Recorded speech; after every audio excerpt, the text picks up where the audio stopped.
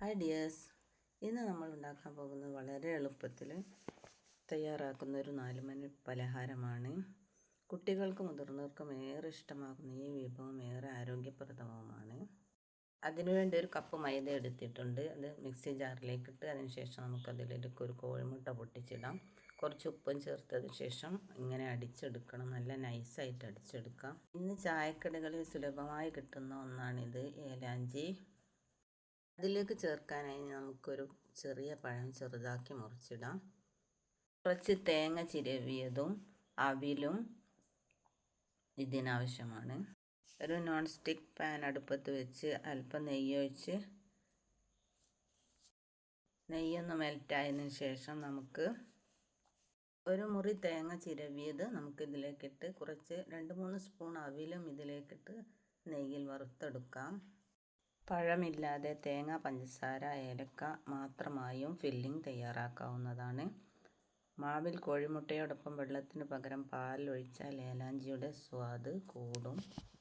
നമുക്കിതിലേക്ക് പഴം ചേർത്ത് ശേഷം നമുക്കിതിലേക്ക് കുറച്ച് പഞ്ചസാരയും കൂടി ആഡ് ചെയ്യാം. എന്നും പറയുന്നത് പോലെ തന്നെ വീഡിയോ ഇഷ്ടമായെങ്കിൽ ലൈക്ക് ചെയ്യാനും ഷെയർ ചെയ്യാനും മറക്കരുത്. കൂടാതെ സബ്സ്ക്രൈബ് ചെയ്യാതെ ഇതാരെങ്കിലും കാണുന്നുണ്ടെങ്കിൽ ഒന്ന് സബ്സ്ക്രൈബ് ചെയ്ത് കൂടണേ. ഇതിൻ്റെ ഫില്ലിങ്ങിലേക്ക് ആവശ്യമായി നമുക്ക് കുറച്ച് അണ്ടിപ്പരിപ്പും മുന്തിരിയും കൂടി വറുത്തെടുക്കാം. നല്ലൊരു ടേസ്റ്റ് ആയിരിക്കും ഇതൊക്കെ ഇതിലേക്ക് ആഡ് ചെയ്യുമ്പോൾ. നമ്മൾ അടിച്ചെടുത്ത മാവ് നമുക്ക് ഒരു പാത്രത്തിലേക്ക് ഒഴിക്കാം. നമുക്ക് ഈ മാവിൽ നിന്ന് കുറേശ്ശെ ഒഴിച്ച് ദോശ ചുട്ടെടുക്കേണ്ടതുണ്ട്. വളരെ കനം കുറച്ച് ദോശ പോലെ നമുക്ക് ഇതോരോന്നായിട്ട് ചുട്ടെടുക്കാം. അതിനൊരു കയ്യിൽ മാത്രം പറഞ്ഞാൽ മതിയാകും.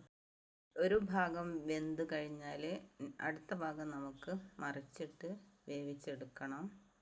ഇങ്ങനെ ഓരോന്നായിട്ട് നമുക്ക് ചുട്ടെടുക്കാം. ഏകദേശം ഞാനിവിടെ ഈ ഒരു കപ്പ് കൊണ്ട് 10 കേസരിയോളം ഉണ്ടാക്കിയിട്ടുണ്ട്. കുട്ടികൾക്കൊക്കെ വളരെ ഇഷ്ടമായ ഒരു പലഹാരമാണിത്. വളരെ എളുപ്പത്തിൽ നമുക്ക് ഉണ്ടാക്കാൻ സാധിക്കും. ഇന്നും ചായക്കടകളിലെ ചില്ലുകൂടിനുള്ളിൽ കാണുന്ന നൊസ്റ്റാൾജിയ പരത്തുന്ന ഒരു പലഹാരമാണിത്. നമുക്കിതൊക്കെ ഓരോന്നായി ഇങ്ങനെ ചുട്ടെടുക്കാം.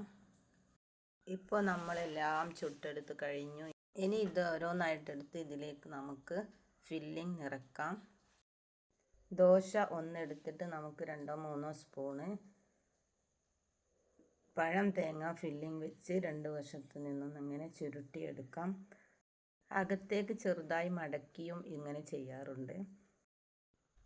കേരളത്തിൻ്റെ മുക്കും മൂലയിലും ഒക്കെ കിട്ടുന്ന ഒരു പലഹാരമാണ്. വളരെ എളുപ്പത്തിൽ ഉണ്ടാക്കാമെന്നതാണ് ഇതിൻ്റെ പ്രത്യേകത. അതുകൊണ്ട് എല്ലാവരും ഒന്ന് ട്രൈ ചെയ്ത് നോക്കണം. ഇതിനൊരു പ്രത്യേക രുചിയാണ്. നമുക്ക് ഫില്ലിങ്ങിലേക്ക് വേറെ പലതും വേണമെങ്കിൽ ആഡ് ചെയ്യാം, ഒഴിവാക്കുകയും ചെയ്യാം. എല്ലാം ഇതൊക്കെ നമ്മൾ ചുരുട്ടിയെടുത്ത് കഴിഞ്ഞു. ഇനി നമുക്കൊന്നും ചെയ്യേണ്ടതില്ല, നേരിട്ടങ്ങ് കഴിച്ചാൽ മതിയാകും എന്നതാണ് ഇതിൻ്റെ പ്രത്യേകത. ഇൻഷാ അല്ലാഹ് മറ്റൊരു വീഡിയോയുമായി വരാം. Thank you for watching.